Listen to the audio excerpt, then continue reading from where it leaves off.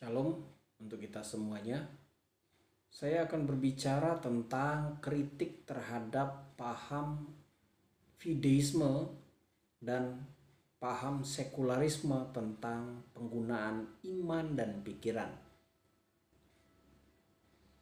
Memang umumnya cara berpikir manusia itu bercorak dualisme.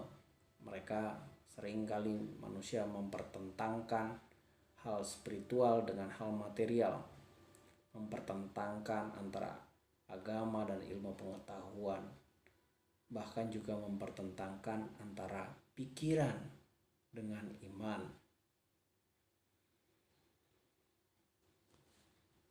Saya akan berbicara secara lebih khusus tentang pertentangan antara iman dan pikiran. Karena ternyata ada dua kelompok yang memiliki paham yang bertentangan tentang iman dan pikiran. Kelompok yang pertama yang saya akan bicarakan adalah kelompok yang mengagungkan pikiran, tetapi mereka mengabaikan iman. Biasanya pemahaman ini dianut oleh kelompok pengagung paham sekularis, ya. Mereka menolak dan mengabaikan pengalaman rohani, seperti halnya mujizat, ibadah. Mereka menjadikan rasional sebagai alat ukur yang mutlak dalam menerima dan menolak segala sesuatu terkait keyakinan iman.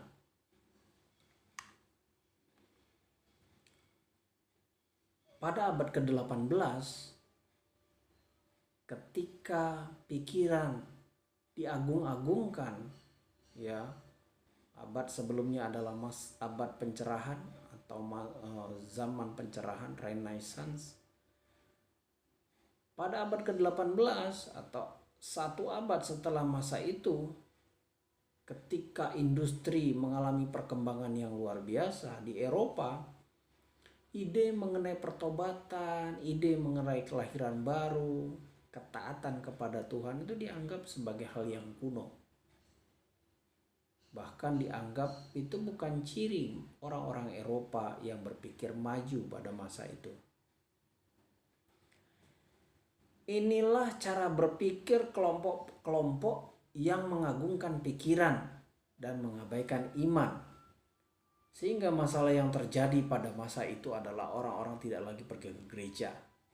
Dampak yang diakibatkan kemerosotan moral terjadi. Kejahatan di kota meningkat, alkoholisme meluas, moralitas semakin merosot.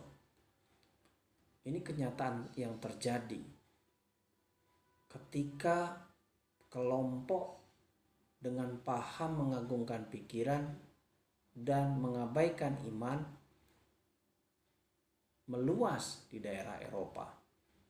Lalu ada kelompok yang bertentangan dengan kelompok ini, yaitu kelompok fideisme. Kelompok ini sebaliknya dari sekularisme. Kelompok fideisme mengagungkan iman dan mengabaikan pikiran. Mereka meyakini bahwa rasio itu murni bertentangan dengan iman. Antara pikiran dan iman diyakini tidak mungkin dapat bekerja sama, tidak mungkin dapat berdamai. Mereka yakin bahwa manusia yang tidak bersedia meninggalkan atau mengabaikan pikirannya, dia tidak akan dapat sungguh-sungguh beriman. Cara orang dapat memiliki iman yang sungguh-sungguh hanya dengan menanggalkan pikirannya. Ini paham yang dianut kelompok fideisme. Mereka yakin betul bahwa iman tidak bergantung pada pembuktian atau menjadikan keyakinan iman sebagai suatu hal yang reasonable, masuk akal. Bahkan ada seorang tokoh dari kelompok fideisme pada tahun 1856 bernama Peter Cartwright. Dia bertanya, apa yang dihasilkan seorang hamba Tuhan dengan latar belakang pendidikan teologi? Setelah mempelajari ilmu teologi dalam waktu yang cukup panjang, apa yang dia hasilkan? Sebenarnya ini adalah ungkapan dari anti-intelektual seorang Peter. Dia adalah penganut paham fundamentalis yang sama dengan fideisme.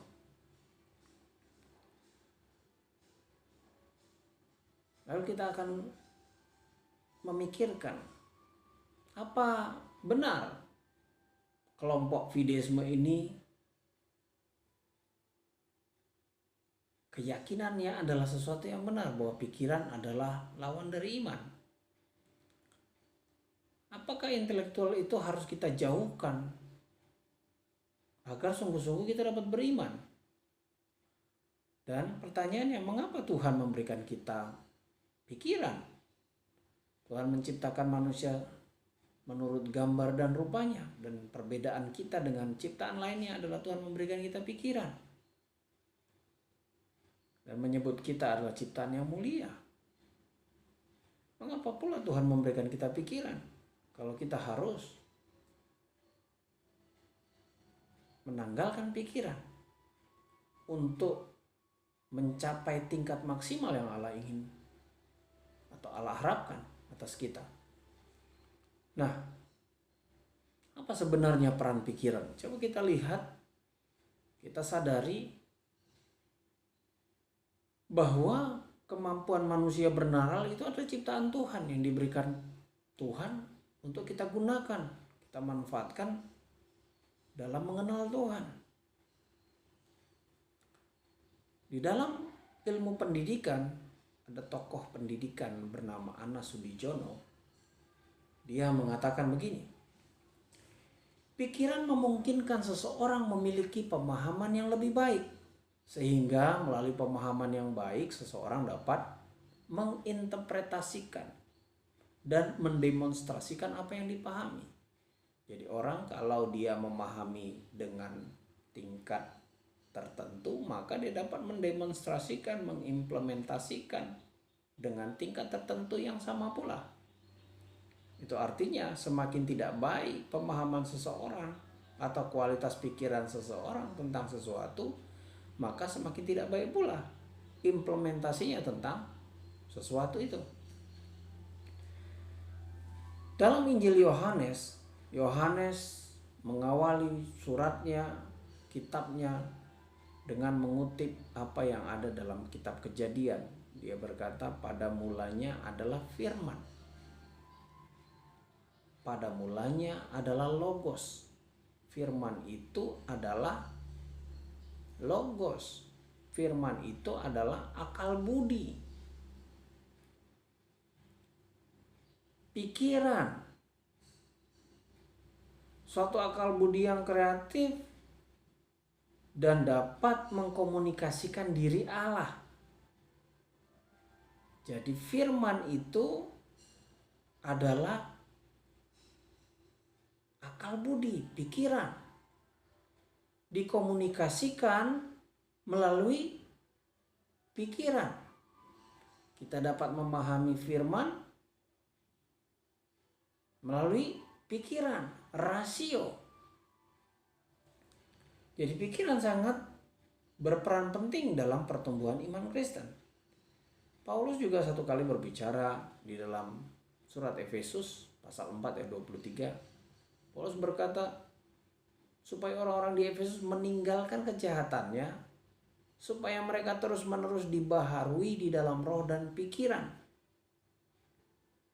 Supaya mereka terus dibaharui dalam roh dan pikiran. Pneumatikon humon. Dalam versi King James Version diterjemahkan the spirit of your mind. Jadi bukan spirit and your mind, tapi the spirit of your mind. Kata pneumati di sini menjadi objek yang terus mengalami perubahan.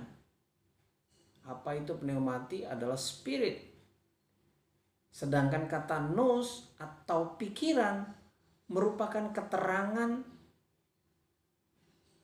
pemilik dari kata spirit tadi. Spirit apa yang terus-menerus perlu mengalami perubahan? Spiritnya pikiran, kira-kira begitu. Dengan demikian dapat disimpulkan bahwa pikiran manusia memiliki unsur kualitas rohani yang saya bisa sebutkan atau istilahkan spiritualitas. Pikiran kita memiliki kualitas rohani ternyata, atau spiritualitas yang akan secara terus-menerus mengalami pembaharuan. Bila pikiran kita itu terus-menerus dibaharui, maka dia tentu akan sanggup memahami logos dengan lebih baik. Dan perlu diperhatikan bahwa Tuhan tidak menyulap pikiran berkualitas rohani itu dalam sekejap. Pembaharuan kualitas pikiran rohani sama artinya dengan pembaharuan pengertian, understanding. Itu terjadi secara berkesinambungan terus-menerus. Roma 12 ayat 2 berkata, berubahlah oleh pembaharuan budimu, berubahlah oleh pembaharuan pikiranmu. Karena kata budi di situ dari kata nous yang dalam bahasa Yunani itu diartikan pikiran, ya dalam bahasa Indonesianya, atau kesadaran, consciousness.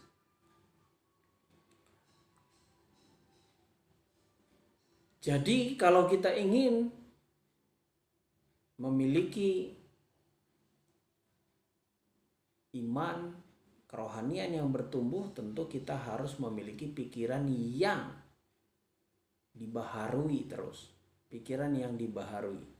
Pikiran ini pikiran yang dibaharui ini yang memampukan kita memiliki kesadaran terhadap firman Tuhan. Dan itu akan membangun pemahaman rohani kita lebih baik. Lalu apa sebenarnya peran iman? Iman sangatlah penting.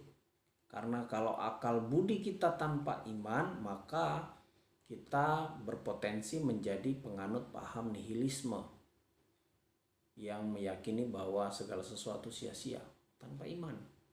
Pikiran kita akan berpikir segala sesuatu sia-sia. Tapi dengan iman kita yakin apapun yang kita kerjakan, ada Tuhan yang menghitung, ada Tuhan yang menilai, sehingga tidak menjadi sia-sia.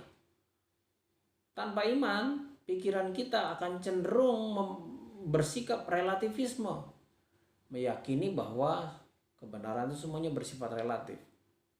Padahal kita yakin betul, kalau kita beriman, kita mengerti betul bahwa firman Tuhan adalah kebenaran yang bersifat absolut. Absolut. Ya. Tetap satu, tidak berubah. Tapi kalau kita memiliki pikiran tanpa iman, yang seperti saya katakan tadi, maka kita akan meyakini bahwa segala sesuatu bisa menjadi sebuah kebenaran. Apa itu iman? Iman dalam bahasa Ibrani dari kata aman, artinya bersandar pada sesuatu dengan penuh keyakinan. Sedangkan dalam Yunani dari kata pistis artinya percaya.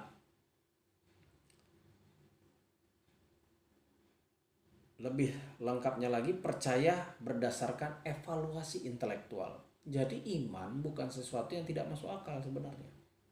Salah kalau kita memisahkan antara iman dan pikiran. Karena iman itu sendiri dalam bahasa Yunani, pistis, percaya yang berdasarkan evaluasi intelektual. Justru iman itu dibangun berdasarkan pertimbangan akal. Tentu akal yang diterangi Allah, sehingga mampu memahami hal yang suprarasional, di atas rasio manusia. Karena pikiran manusia diterangi Allah, maka dia dapat memahami segala hal yang suprarasional yang berasal dari Allah. Gembala saya, Pendeta Insinyur Timotius Subekti, sering menyebut hal ini dengan istilah pikiran manusia yang dicerahi oleh Roh Kudus. Tanpa memiliki iman, pikiran akan menjadi kehilangan arah, bahkan bisa bertentangan dengan Allah. Tanpa iman, tidak ada kualitas rohani dalam pikiran. Yang tadi kita bicara dalam Efesus 4. Spiritual of mind, spiritualitas dalam pikiran. Inilah yang memampukan seseorang mengenali kehendak Allah. Dalam Roma 12 ayat 2, berubahlah oleh pembaharuan budimu supaya kamu dapat mengenal kehendak Allah, apa yang baik, yang sempurna, yang berkenan kepada Allah. Nah, tanpa spiritualitas atau pikiran yang berkualitas rohani ini, kita tidak memiliki kemampuan untuk itu. Bahkan Pendeta Erastus Sabudono juga pernah mengatakan bahwa pikiran tidak hanya dapat menjadi sarana kita mengenal Allah. Pikiran juga dapat menjadi tempat di mana kita dikuasai iblis. Atau menjadi sarana, pikiran kita menjadi sarana tempat di mana iblis menguasai hidup kita. Kita lihat contohnya dalam Matius 16 ayat 1 sampai 4. Waktu itu ada orang Farisi dan Saduki, mereka mencoba Yesus agar Yesus memperlihatkan tanda dari surga kepada mereka. Namun Yesus menjawab, rupa langit kamu bisa membedakannya, tanda zaman kamu tahu membedakannya. Yesus berkata kepada mereka, kamu menggunakan indera dan pikiranmu dengan baik. Kamu menggunakan pikiranmu dengan maksimal untuk mengetahui rupa langit. Karena kamu ingin selamat ketika berlayar. Jadi kamu harus tahu rupa langit, kapan hujan, kapan badai. Mereka menggunakan pikiran dengan sangat maksimal untuk menentukan kapan matahari akan segera terbenam, kapan akan terbit. Mereka tahu rupa-rupa langit.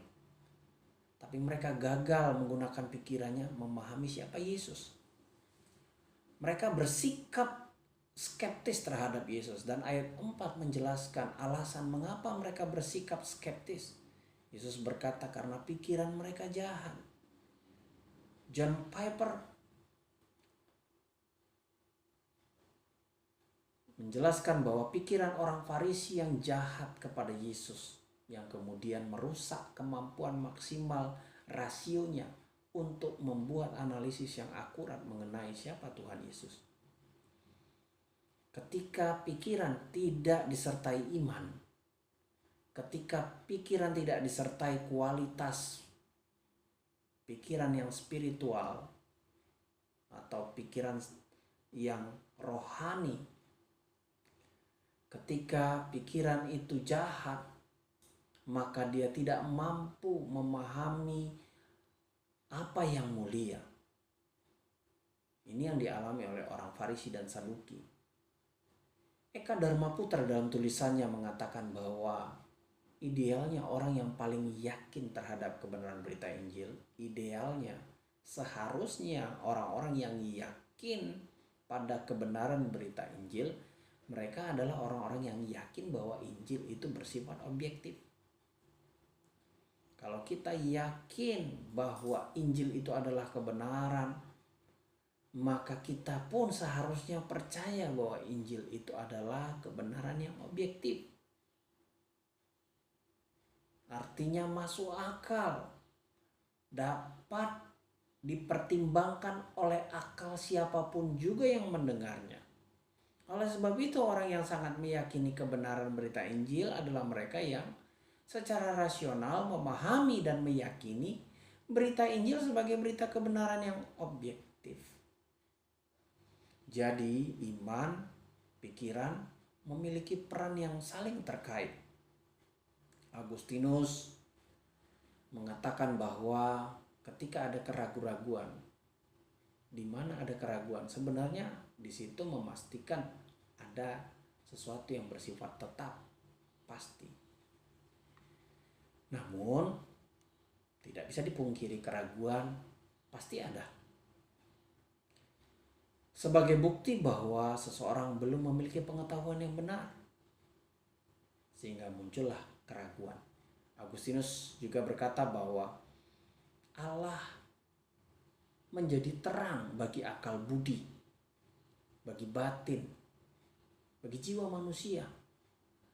Manusia tidak akan mencapai suatu pengetahuan yang benar mengenai Allah yang maha itu tanpa terang dari Allah.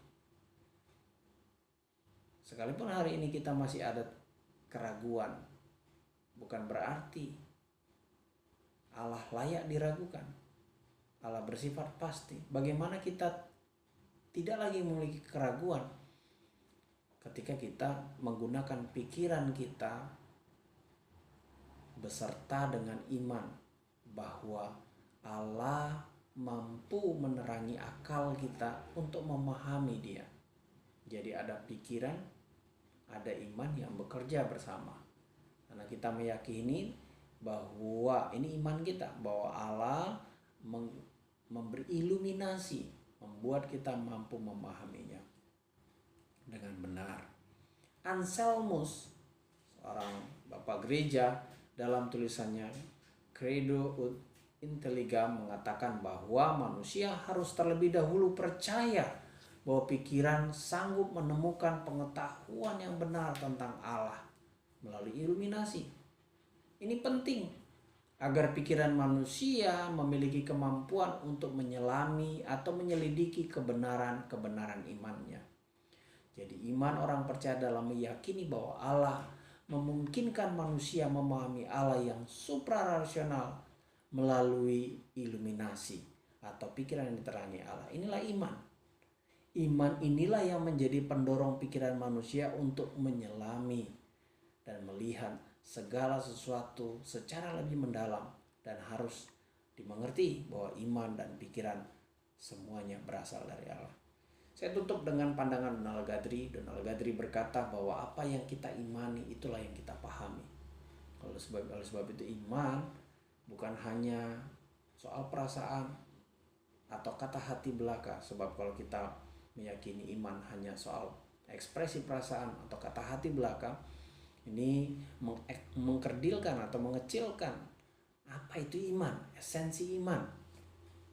Dan itu berarti bahwa iman tidak dapat dikomunikasikan. Iman menjadi sesuatu yang tidak masuk akal. Iman hanya ekspresi perasaan. Tetapi tidak. Iman itu adalah evaluasi pertimbangan akal. Seperti makna pada kata dasar dalam bahasa Yunani, pistis. Jadi bagaimana kita bisa memiliki iman yang baik? Tentu dengan memiliki pemahaman yang baik. Itu sebabnya Guthrie katakan, apa yang diimani adalah apa yang dipahami. Untuk menjadi orang Kristen yang beriman dengan baik, kita harus percaya bahwa Tuhan yang memberikan kita akal, dan kita harus menggunakan akal kita untuk belajar firman. Dan kita harus punya iman bahwa Allah akan mengiluminasikan firman-Nya untuk kita mengerti. Inilah iman kita. Terima kasih, Tuhan memberkati.